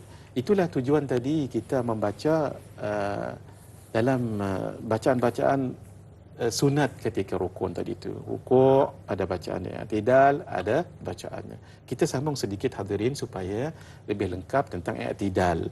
I'tidal itu apa? Kembali seperti asal. Jangan bergerak-gerak tadi. Kalau berdiri, seperti berdiri. Yang solat berdiri. Kalau rukuk, rukuk. Tapi ada syarat sahnya juga. Ini penting kita tahu.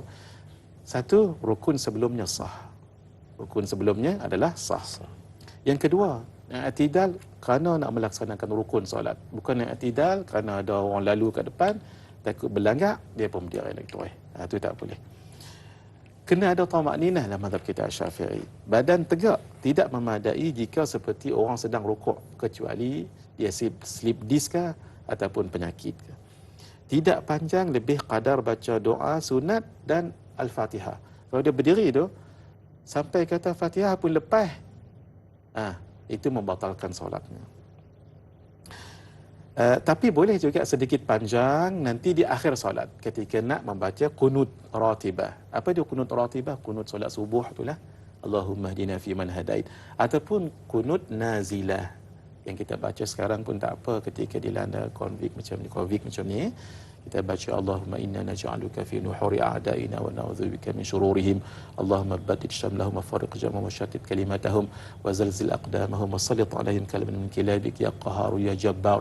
ya muntaqimu ya Allahu ya Allahu ya Allah, Allahumma ya munzilal kitab wa ya mujriyas sahab wa ya hazimal ahzab ihzimhum wansurna alaihim. Itu dibaca ketika berlaku huru-hara dan sebagainya. Itu boleh dipanjangkan ketika i'tidal di akhir rakaat kalau perlu. Itu yang patut kita perhatikan di situ berkenaan dengan i'tidal sebentar tadi, dan banyak lagi kita nak kongsikan. Sedang penonton, kita nak berehat seketika, jangan ke mana-mana. Kembali selepas ini bersama Tanyalah Ustaz, biar tahu jangan keliru.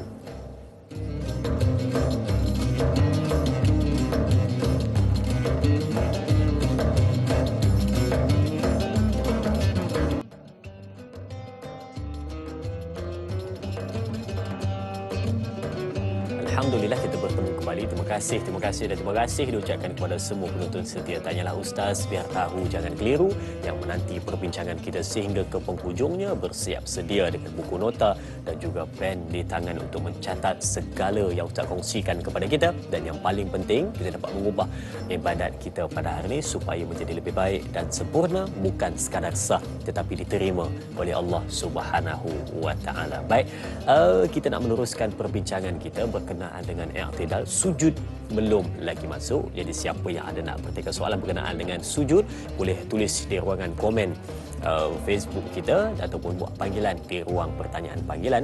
Boleh juga untuk bertanya soalan berkenaan dengan mungkin anda ada keraguan berkenaan dengan bagaimana melaksanakan sujud dalam keadaan yang sempurna. Baik, Ustaz, berkenaan dengan i'tidal sebentar tadi, kalau tadi kita ada sebut berkenaan dengan laki-laki bila mana dia nak pergi kepada sujud, dia mengangkat kain jubahnya, kain pelekatnya supaya dia takut terpijak ataupun menyukarkan dia untuk sujud. Tapi kalau perempuan pula bagaimana, Ustaz? Adakah boleh juga dia mengangkat ataupun bagaimana? Sedikit pencerahan, Ustaz. Kaedahnya sama juga, Ustaz Azrin. Boleh, tetapi jangan pergerakan yang terlalu kuat. Kalau pergerakan yang terlalu kuat dan lebih daripada 3 kali, itu boleh membatalkan solatnya itu. Jadi silakan sahaja, asalkan dilakukan dengan berhati-hati dan jangan pergerakan yang kuat. Dan itu jawapan, ya. Terima kasih diucapkan kepada Ustaz. Jadi mungkin muslimat di luar sana dah dapat pencerahan itu, maka dibolehkan, tetapi jangan pergerakan yang terlalu besar. Tapi Ustaz, sebelum kita masuk untuk membincangkan berkenaan dengan persoalan berkenaan dengan sujud, kita bila nak rukuk daripada i'tidal, nak turun kepada sujud tu, kadang-kadang kita ni berlaku satu benda yang orang panggil sebagai kekeliruan, yang mana nak turun dulu. Ustaz, ada orang kata dia mesti lutut dulu baru tangan, dan ada pula orang kata mesti tangan dulu baru lutut, dan ada pula yang kata mesti serentak dua-dua tu kena pada lantai. Jadi yang mana sebenarnya kena turun dulu, yang mana sebenarnya yang sempurna dan betul, Ustaz? Silakan. Masya-Allah, soalannya sangat baik.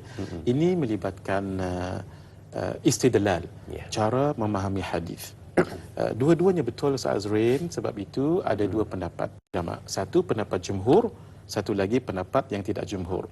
Pendapat jumhur, ketika nak turun, hendaklah turun dengan kedua lutut dahulu, barulah kedua tangan, barulah dahi. Itu adalah jumhur. Siapa dia jumhur? Iaitu mazhab kita Syafi'i, mazhab Hanafi dengan mazhab Hambali. Iaitu bagaimana tadi? Hendaklah kedua lutut dahulu, baru kedua tangan, barulah dahi. Naam. Tapi kalau mengikut mazhab Imam Maliki, mazhab Imam Malik, tangan dahulu.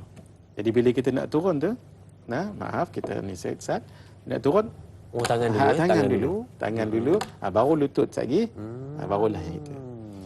Sebenarnya hadirin, nak buat lagu yang mana pun tak mengapa. Tapi eloklah pasal kita mazhab Syafi'i, kita ikut cara mazhab Syafi'i. Tapi paling kurang pertanyaan Ustaz Azrin sangat bagus sekali. Sebab supaya kita di Malaysia ni tahu hak kita amai selama ni mazhab apa sebenarnya. Walaupun dia tidak melibatkan sah ataupun batal. Kalau kita turunkan lutut dahulu, baru kedua tangan, barulah dahi, itu namanya mazhab jumhur. 3, mazhab Syafi'i, mazhab Hanafi dan mazhab Hambali. Kalau tangan dahulu baru kedua lutut, itu mazhab Maliki. Tapi dalam pada tu hadirin, kalau kita tahu bahawa mazhab ni sembahyang jadi rasa tenang dan elok. Contohnya, kalau ada orang sakit lutut, dia sakit lutut bisu ke, lagu mana dia boleh main tang ni. Jadi kalau kita ikut cara mazhab kita juga, sekali jadi cedera, jadi mudarat. Betul-betul bisu, betul-betul kat dekat lutut ni. Tempat landing. Tempat landing. Dia elok-elok tang tu. Cecah tu Allah tu kan. Selagi tu kita jadi tumbang nah. Sebab itu ikut cara mazhab Maliki. Tangan dulu. Baru kita adjust tang mana lagu mana nak landing. Lagu tu nah. Jadi jumhurnya macam tadi dan mazhab Maliki sahaja yang berbeza. Cuma nanti kalau nak naik ke atas, alang-alang kita dah sebut sebagai nampak nah. Kalau jumhur naik daripada sujud naik ke atas, dia berbeza. Kalau tadi itu lagu mana? Tadi itu lutut tu didahulukan. Tapi ketika naik lutut itu didahulukan juga. Dia lagu ni. Bila kita sujud, kita pun duduk istirahah namanya, dan kita pun naik macam biasa. Tetapi kalau mazhab kita Asy-Syafi'i dengan mazhab Maliki berbeza, Ustaz Azrin. Dia setelah kita duduk istirahah, tekan ini ditekankan. Barulah naik lutut. Bukan lutut dahulu, baru naik, tak. Dia ni ditekan sampai kedua lutut tu naik. Dia berbeza sedikit. Kalau jumhur tak. Kalau jumhur, dualah mazhab Hanafi dengan mazhab Hambali. Macam biasa, naik macam biasa lagu tu. Tapi kalau mazhab Asy-Syafi'i dengan Maliki, dia tak. Dia lepas kita duduk istirahat ni, buat tangan lagu ni, tangan ni ditekan. Tekan naik ke atas, barulah terangkat kedua-dua lutut tu. Dia agak-agak boleh bayang no. Tekan bagi nampak naik ke atas. Itu mazhab kita Asy-Syafi'i. Dia berbeza. Turun dengan naik. Turun sujud dengan naik daripada sujud itu berbeza sedikit. Baik, itu jawapannya Ustaz ya. Jadi kita tak keliru lagi. Nak turun lutut dulu, tangan dan dahi, itu adalah daripada jumhur ulama. Dan kalau turun tangan dulu, baru lutut, baru dahi, itu adalah daripada mazhab Maliki. Yang jangan buat adalah kepala dulu baru kepala dulu turun, haru. Baik, okey. Jadi dapat ekstra penonton ya. Jangan keliru lagi selepas ini, jawapan sudah diberikan. Baik, kita ada persoalan di Facebook dari sahabat kita, tetapi saya ada sedikit tadi Ustaz, saya ada dengar berkenaan dengan Ustaz ada sebut tadi duduk istirahat duduk istirahat seketika tadi, duduk sekejap tu. Jadi ada orang Ustaz yang dia lepas sujud kedua terus bangun, dan ada orang yang dia sujud lepas sujud kedua dia berehat seketika baru dia bangun. Dua-dua boleh ataupun bagaimana Ustaz? Sedikit pencerahan sebelum kita ambil soalan di Facebook. Kalau dikatakan boleh, ya memang dua-dua boleh. Tapi boleh. Paling afdal istirahat dahulu. Duduk istirahat itu adalah duduk rehat namanya. Kenapa? Nanti banyak hikmah dia. Kalau kata kita duduk istirahat tu, kalau kita lupa, kita boleh masuk balik sujud. Kalau kita lupa tahiyat awal umpamanya, kita boleh masuk balik tahiyat awal. Kalau tak ada, duduk istirahat dia terus naik ke atas, nanti jadi muskilah. Nanti makmum kita dah naik rakaat ketiga, imam tak, kita lupa tahiyat awal. Makmum kat belakang pun nak tahiyat awal, subhanallah, kita nak turun tak turun. Atau nanti kita bincangkan semula. Jadi memang jawapan awalnya lah tak turun pasal kita dah berdiri terpacak untuk rakaat yang ketiga. Makmum lagu mana? Makmum tu kena ikut juga. Kena ikut imam. Jadi dua-dua tertinggal. Imam yang tertinggal bukan silap makmum. Tapi makmum kena ikut juga. Sebab innama ju'ilal imam liyutamma bihi. Imam dijadikan untuk diikut. At-tabi'un tabi'un. Orang yang ikut kena ikut imam. Nanti bila imam sujud sahwi, makmum pun sunat juga sujud sahwi. Itu permasalahan makmum imam lah sedikit lah. Baik, terima kasih Ustaz untuk pencerahan. Dan soalan di Facebook dari sahabat kita, namanya Adenilsah Muhammad Saleh. Baik, okey, soalannya baik kita lihat. Assalamualaikum. Saya ingin tahulah Ustaz, kenapa terdapat 2 kali sujud dalam solat? Kenapa kita membaca tahiyat semasa duduk antara 2 sujud? Membaca tahiyat duduk di antara 2 sujud ya. Terima kasih Ustaz, dan biar tahu jangan keliru. Terima kasih kepada Adnil Sah Mat Saleh atas soalan yang ditanyakan. Mungkin duduk di antara 2 sujud tu dia membaca Rabbi Firli Warhamni tu ya. Mungkin dia bertanya yang itu, ataupun dia nak tanya soalan mungkin kenapa membaca tahiyat pada hujung rakaat kedua, ataupun bagaimana Ustaz? Mungkin Ustaz ada sedikit kefahaman. Tapi kita fokus kepada kenapa sujud 2 kali. Silakan Ustaz. 2 soalan daripada Adenil Sah. Kenapa 2? Wallahu alam. Kenapa? Sebab solat ini adalah ta'abbudi. Sesuatu yang ta'abudi, hendaklah kita ikut saja. Kalau Quran kata lagu ni, kita ikut. Kalau hadis kata lagu ni, kita ikut. Nabi ketika baginda solat, maka Nabi solat 2 kali sujud. Jadi Nabi katakan, sallu kama ra'aitumuni usalli. Hendaklah kamu solat seperti mana kamu lihat aku solat. Setiap kali Nabi solat, apakah solat fardu, apakah solat sunat, di rumah dilihat oleh isteri-isteri baginda, ataupun sahabat melihat di masjid, semua setiap kali solat 2 sujud. Jadi itu ta'abudi. Ta'abudi maksudnya kita kena ikut apa yang diperintahkan oleh syarak. Dalam konteks ini baginda Rasulullah sallallahu alaihi wasallam. Baik. Membaca tahiyat dalam antara 2 sujud, barangkali yang Ustaz Azrin sebutkan tadi bukan tahiyat tetapi bacaan tu. Kenapa kita membaca? Sebab Nabi membaca dan ia adalah sunat. Tahiyat pun begitu juga. Jadi kita membaca tahiyat sebab Nabi membaca tahiyat. Jadi kita pun baca juga. Cuma tahiyat itu ada riwayat yang berbeza. Sebab itu ada ulama yang membaca panjang, ada yang membaca pendek. Tapi tahiyat itu bukan dibaca antara 2 sujud, tidak. Yang dibaca antara 2 sujud adalah bacaan doa Rabbighfirli warhamni wajburni dan sampai akhir nanti. Baik, dan sidang penonton keluarga besar Tanyalah Ustaz, kita dah mula membincangkan berkenaan dengan perihal rukun berkenaan dengan sujud. Jadi siapa yang ada soalan boleh bertanyakan di ruangan komen di Facebook dan juga ataupun buat panggilan. Dan saya yakin kepada anda semua yang berada di hadapan Kaji TV mendapat sesuatu berkenaan dengan perbincangan tentang rukuk dan i'tidal sebentar tadi. Jangan lupa untuk catat dan sebarkan kepada sahabat anda sekalian. Baik, berkenaan dengan sujud, Ustaz, kita lihat soalan di Facebook dari sahabat kita, Hamba Insan Hina. Wow, nama Facebooknya menggerunkan. Baik, Assalamualaikum. Benarkah jari kaki kita harus ke hadapan ketika sujud? Adakah terbatal solat kita jika jari kaki ke belakang ketika sujud?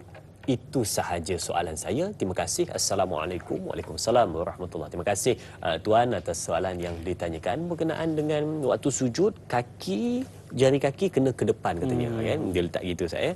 Jadi adakah benar ataupun tidak? Kalau ke belakang batal ke Ustaz katanya? Baik. Kita bicarakan dahulu bab sujud supaya kita tahu dan kita jawab soalan tadi apakah sah ataupun tidak. Baik. Syarat-syarat sah sujud itu. Sujud dulu apa yang bertanya tadi, mudah-mudahan dapat ikut sekali hamba insan tadi itu. Apa dia sujud? Sujud itu menyentuh dahi ke tempat sujud. Tempat sujud tu kalau masjid di sajadahnya tu. Di surau kita pun di sajadah juga. Di rumah pun begitu juga. Yang penting tempat sujud itu. Dan menekankan sedikit kepala di tempat sujud. Wajib meletak 7 anggota. Ini syarat. Ini syarat dalam mazhab kita Asy-Syafi'i dengan mazhab Hambali. Apa dia? Dahi mesti terbuka, dahi, 2 tapak tangan, 2 lutut dan paling kurang 2 jari kaki. Jari kaki tadi kan? Hendaklah begini. Perut. Ni perut. Ni kaki, maaf ya. Ni kaki, perut tu hendaklah begini. Jadi yang ditanyakan oleh hamba insan tadi tu, yang hina tadi tu, kalau jari sebegini ketika sujud, maka tidak lengkap syarat sujudnya itu. Kalau tidak diulangi begini balik, maka batallah rakaatnya. Tidak diulangi, maka batallah rukunnya. Solatnya batal. Kita ulang balik ya, pertanyaan tadi itu. Dia solat sebegini, kaki sebegini. Walhal syaratnya ialah hendaklah paling kurang 2 perut jari. Ini kalau begini, ini kan ini ini 2 ni, ni perut, ni nama perut. Perut jari ni begini. Gitu.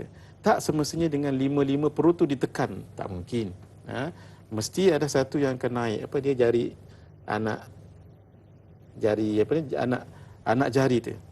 Yang dalam syaratnya ialah 2, paling kurang 2 perut ni. Sebab itu kalau orang solat macam ni tidak sah sujudnya, bukan tidak sah solatnya, tidak sah sujudnya. Macam mana? Kembali balik buat seperti asal, gitu ya. Baik. Wajib tinggikan punggung daripada kepala dan bahu, wajib. Dia tak boleh sujud lagu ni. Sujud ni lebih tinggi. Mari kita lihat syarat-syarat sahnya. 1, 7 anggota. Apa dia? 1, 2, 3, 4, sujudnya 4, 5 dan 6, 7 itu satu. Kalau mazhab kita Syafi'i dengan Hambali 7. Kalau mazhab Hanafi dengan Maliki 8. Apa ni? 8 maksudnya 7 ni sekali, hidung ni. Ini sekali. Orang mazhab Hanafi cuba lihat orang Indian subcontinent, Afghanistan, Bangladesh, Pakistan. Ini sama. Kita tidak, itu sunat saja hidung ni nah. Hidung depa pun mancung lah, tak apalah. Boleh lagi ni kena terus. Tu guru saya kata, Syekh Nuruddin, guru kami kata, tak apa, hidung depa mancung lah. Tak tekan pun tak apa, kena. Gitu. Kemudian dahi mesti terbuka. Dia itu 1/3 kena terbuka. Kalau ada rambut sikit sah, tapi hendaklah 1/3 kena terbuka. Lagu ni tak sah sebab dia menutup semuanya. Yang pakai serban, kalau serban yang besar, keras, ketika sujud tak kena dahinya, maka batal sujud, bukan batal solat, diulangi balik sujud.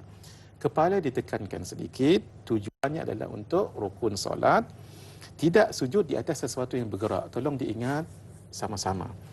Ketika saya solat bawa ridak, ni namanya ridak, dan ia terjuntai sebegitu, dan ketika saya solat angin meniup saya punya ridak, lalu dia terbuka macam ni contoh, lalu saya solat di atas sini, maka sujud saya tidak sah. Apa yang harus dibuat? Berdiri sikit, buka sedikit dan tarik dan sujud. Ini sama juga dengan telekung muslimat, jaga-jaga ni muslimat. Sesuatu yang bergerak, ni bergerak, kan ni bergerak ni. Kalau dia menutupi tempat kita sujud, wajib diulangi sujud itu. Kecuali tidak bergerak. Kecuali, contoh, ketika saya solat, ada kertas di atas tempat saya solat itu. Walhal ini kan sajadah, ini kan sajadah. Tapi ada kertas kat situ. Bergerak tak? Tak bergerak.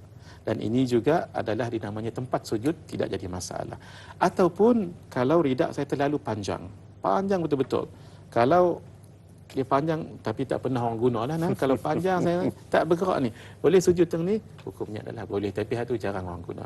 Tolong diingat yang pakai telekung ataupun pakai niqab ataupun pakai tudung ketika solat, terkena ini sujud dahi, dahi saja, tangan tak, dahi saja, maka hendaklah diulangi sujud itu kembali. Dalam mazhab kita wajib untuk tamak-ninah, menghadapkan jari-jari kaki, jari-jari tangan ke kiblat ketika sujud. Kita sujud ni. Gitu. Nah, kalau begini sah tapi tidak afdal. Sunatnya begini, sebab falsafah dalam solat semuanya menghadap ke arah kiblat.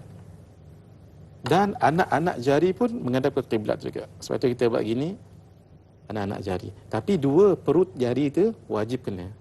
Ini nama perutnya. Wajib kena. Dua. Bukan semua. Kalau semua itu mustahil. Sebab 5 jari kaki itu nak kena perut dia itu ke tempat sujud, itu mustahil. Dan jangan lupa kita membaca Subhana Rabbiyal A'la wa bihamdi 3 kali. Kemudian nak baca doa nanti ketika sujud yang terakhir dipanjangkan sedikit. Sebab itu antara tempat yang paling bagus untuk kita berdoa, asalkan jangan dalam bahasa Melayu. Jangan dilafazkan. Dalam bahasa Melayu boleh, tapi dalam hati.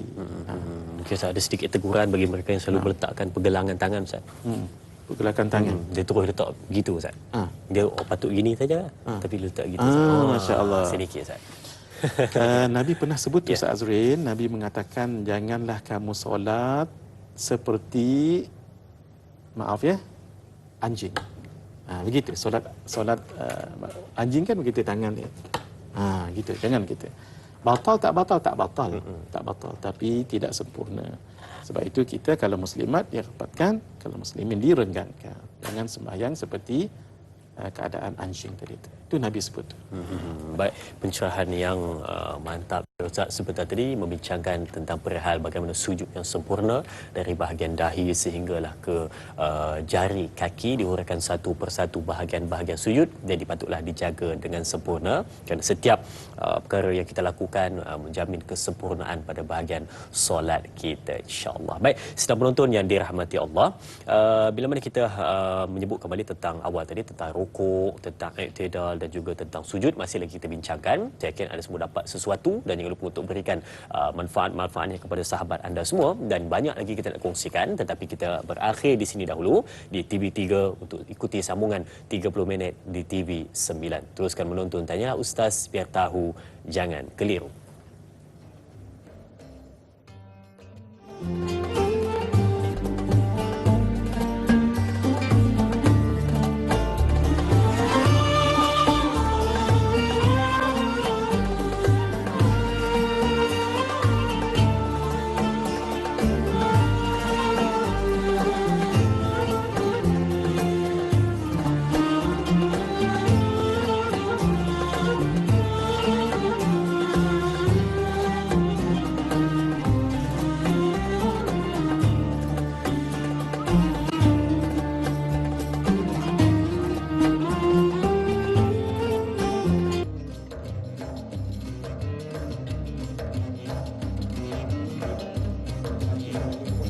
Okey, terima kasih diucapkan kepada semua penonton. Alhamdulillah kita bertemu kembali.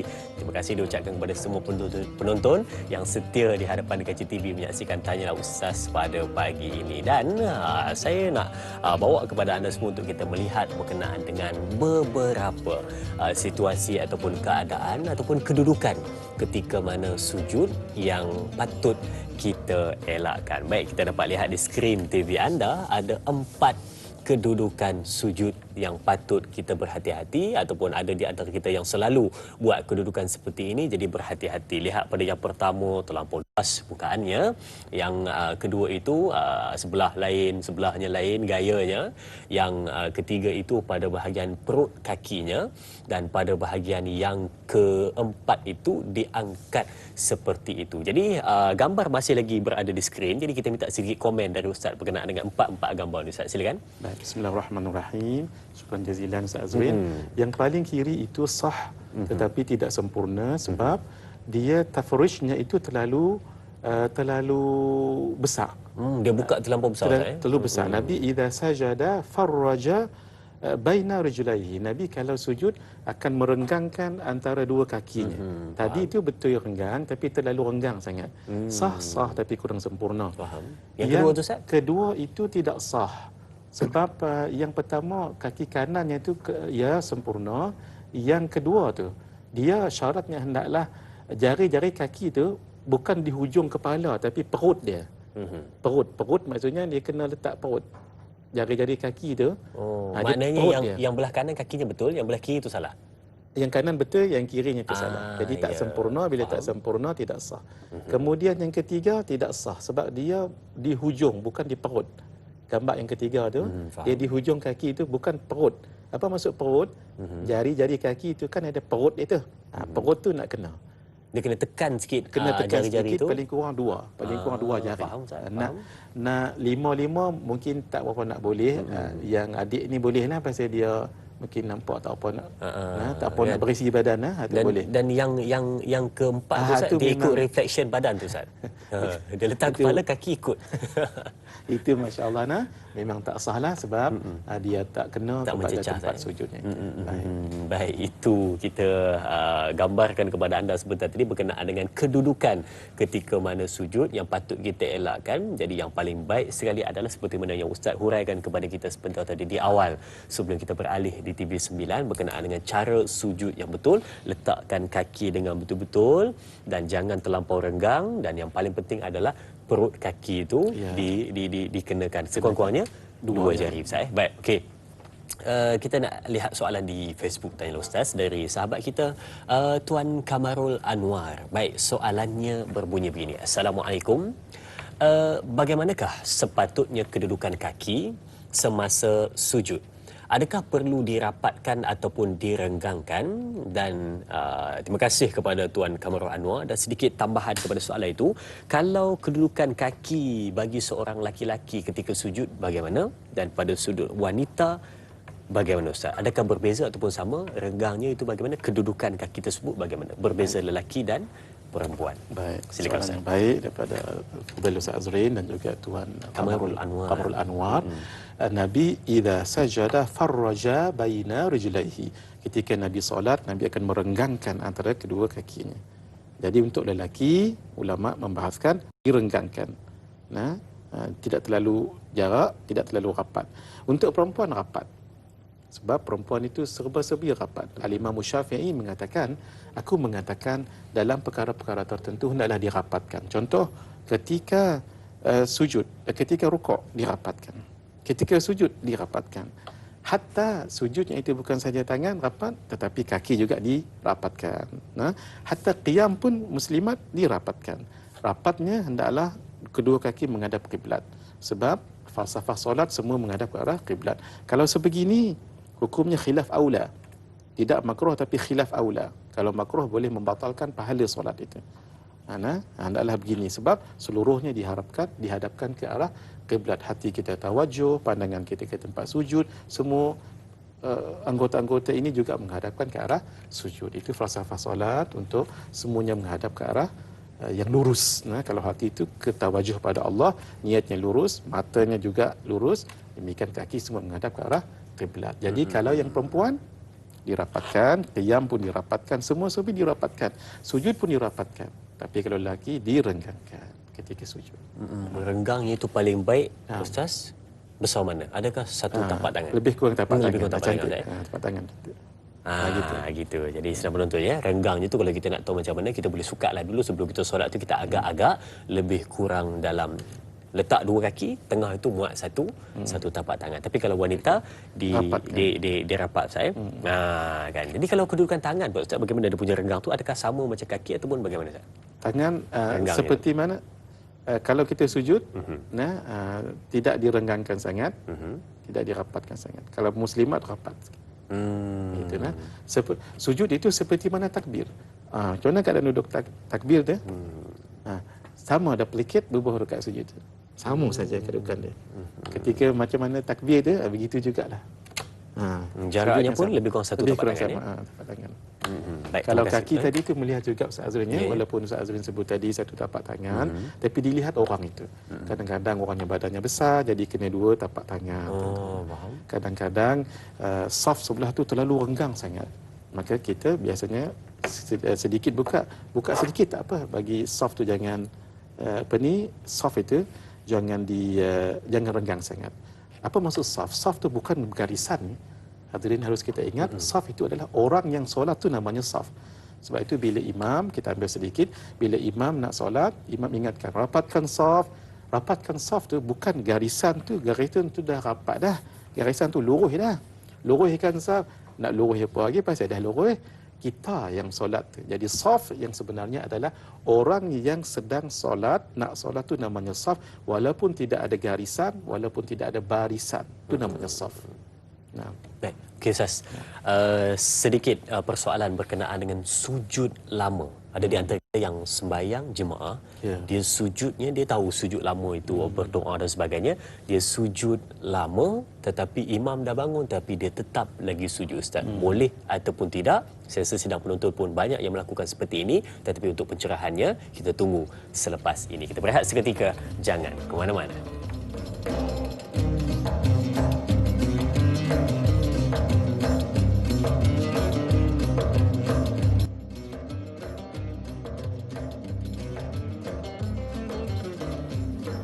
Rukuk sudah seketika tadi, kemudian i'tidal dan sekarang masuk kepada sujud untuk kita bertanyakan berkenaan dengan persoalan yang saya sebut kepada anda sebentar tadi sebelum kita berehat, berkenaan dengan ada di antara kita yang solat jemaah, makmum ini jenis suka sujud lama di tahiyat akhir, di rakaat yang terakhir, sujud yang terakhir, dia akan sujud lama kerana dia berdoa dan sebagainya. Tetapi berbeza dengan imam sujud sekejap dan bangun terus tahiyat akhir. Dia tak ikut imam tersebut.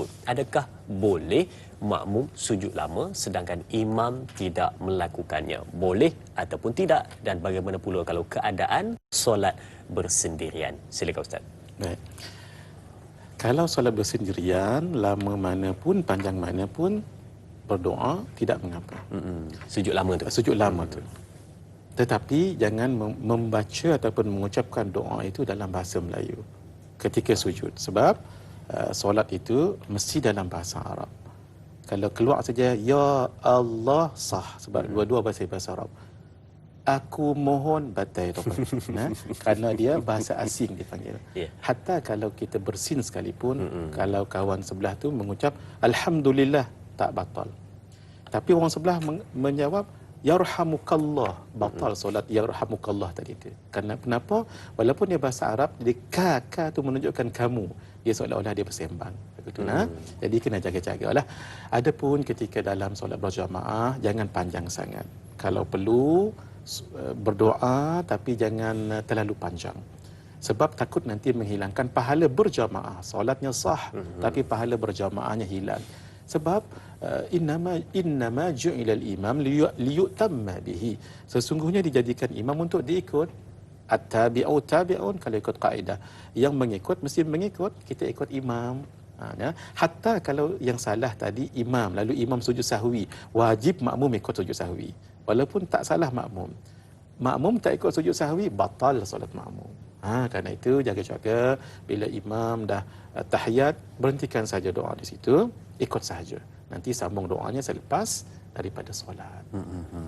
Baik, itu pencerahannya dan kita dah mendengar berkenaan dengan perbincangan fiqh solat pada bahagian rukuk, sujud, i'tidal, kita dah dengarkan dan kita nak huraikan juga berkenaan dengan apakah dia di sebalik hikmah, di sebalik rukun-rukun tersebut. Tetapi sebelum kita masuk, satu lagi soalan di Facebook untuk kita jawab kepada anda sebelum kita huraikan satu persatu berkenaan dengan hikmah rukuk, i'tidal juga sujud. Baik, soalan yang seterusnya di Facebook tanya Ustaz TV3 dari sahabat kita, Nur Dahlia Biru. Baik, Assalamualaikum. Apakah perkara-perkara sunnah ketika rukuk, i'tidal dan sujud? Mungkin seringkas dari Ustaz. Terima kasih kepada Nur Dahlia Biru atas soalan yang ditanyakan. Silakan Ustaz. Baik. Allahumma hidayatan lis-shawab. Secara laju sahaja ketika kita rukuk, hendaklah rukuk itu membaca subhana rabbiyal azimi wa bihamdih ketika menjadi makmum. Ketika imam itu lambat sangat, baca 3 kali pun tak lepas lagi. Boleh baca 5. Makmum ni.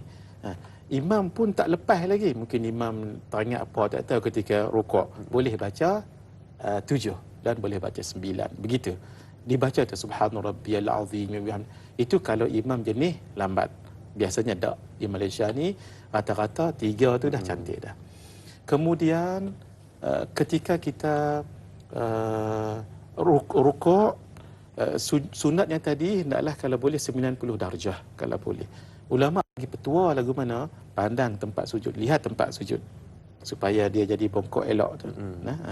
Kemudian i'tidal, sunatnya tadi sebenarnya kita dah sebutkan juga sepanjang kita sebutkan tadi itu dengan takbir intiqalat, kemudian mengangkat tangan, kemudian membaca sami Allahu liman hamidah rabbana lakal hamdu hamdan katsiran tayyiban mubarakan fihi mil'us samawati wa mil'ul ardi wa mil'u ma syi'ta min syai'in ba'd.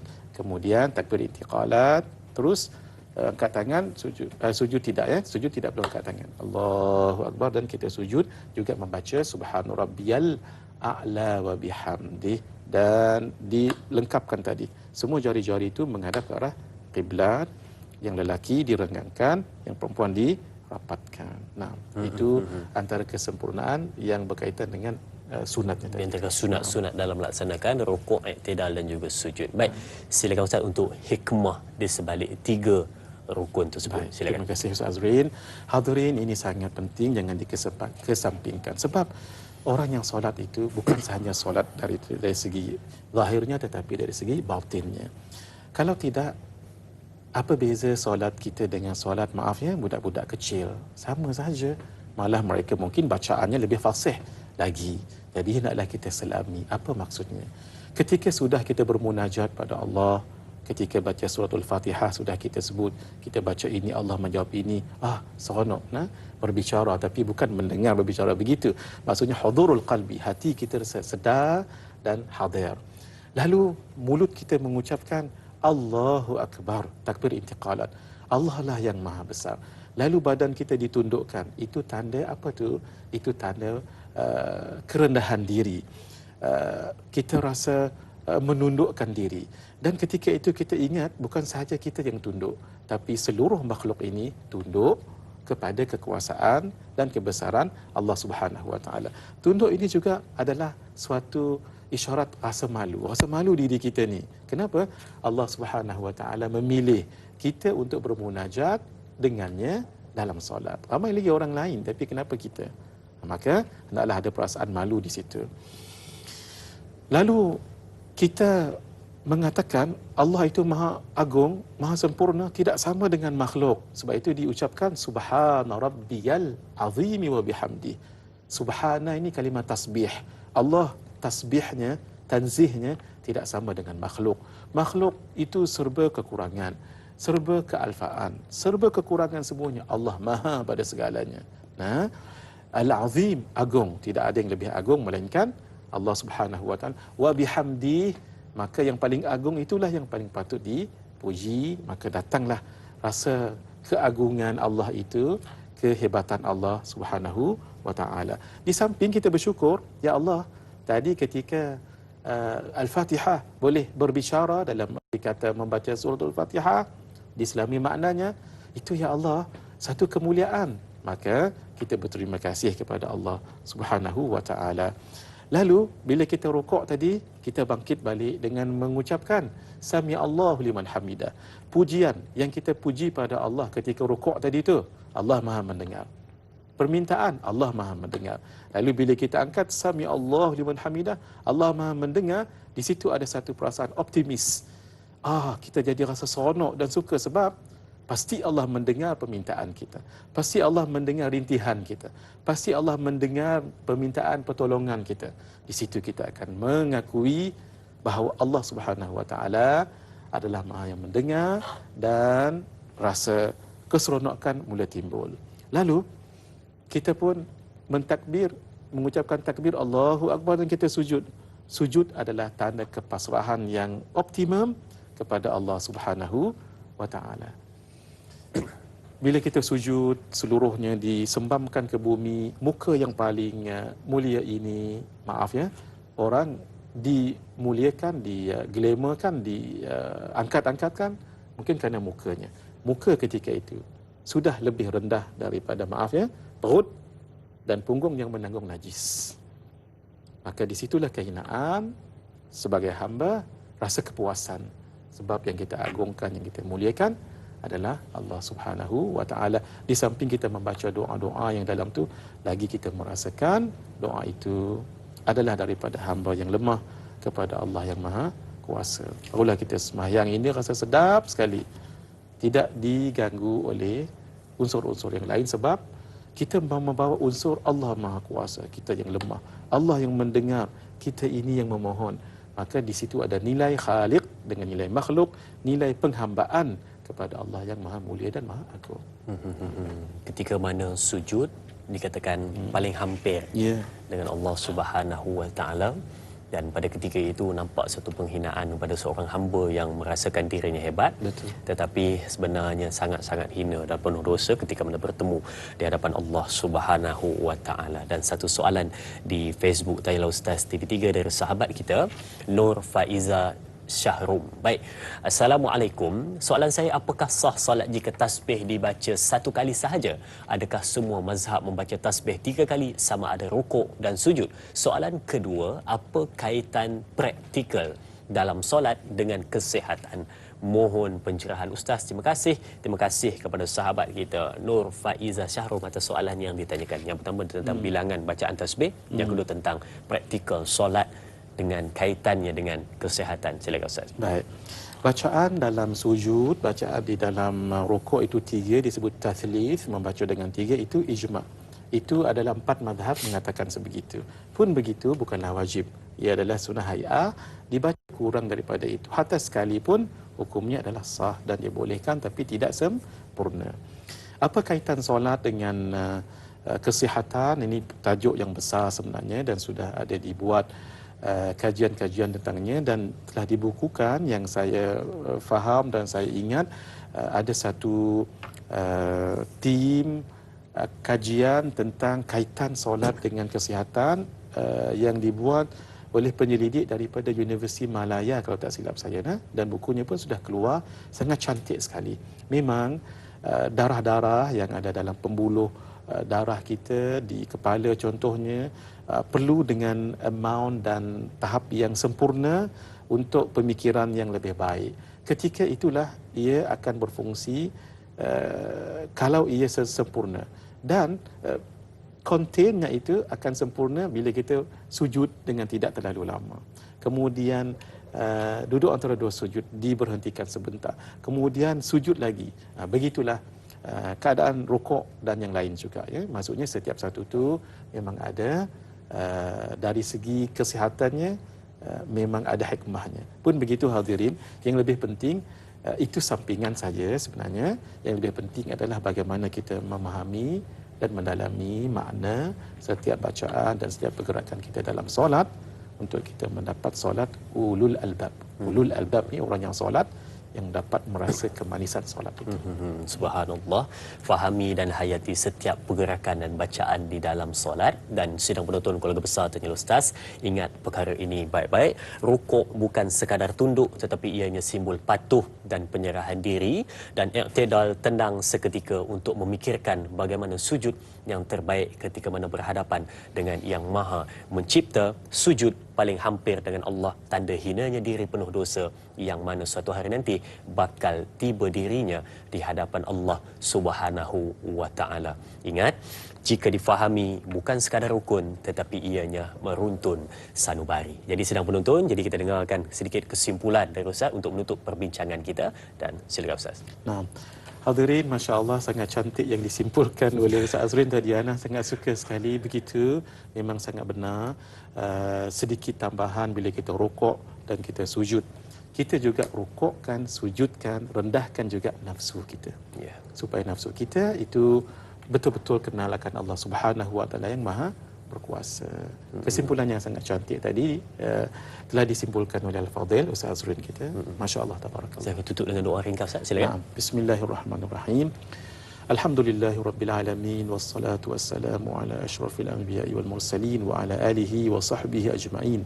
Allahumma ij'alna muqimis salati wa min dhurriyyatina rabbana wa taqabbal du'a. Allahumma akhtim lana bihusnil khatimah wa la takhtim alaina ya Allah bisu'il khatimah. Wa sallallahu ala khairi khalqihi wa nuri arfihi sayyidina Muhammad wa ala alihi wa sahbihi ajma'in waj'alna minal ladzina tajri min tahtihimul anharu fi jannatin na'im الذين دعواهم فيها سبحانك اللهم وتحيتهم فيها سلام وآخر دعواهم أن الحمد لله رب العالمين.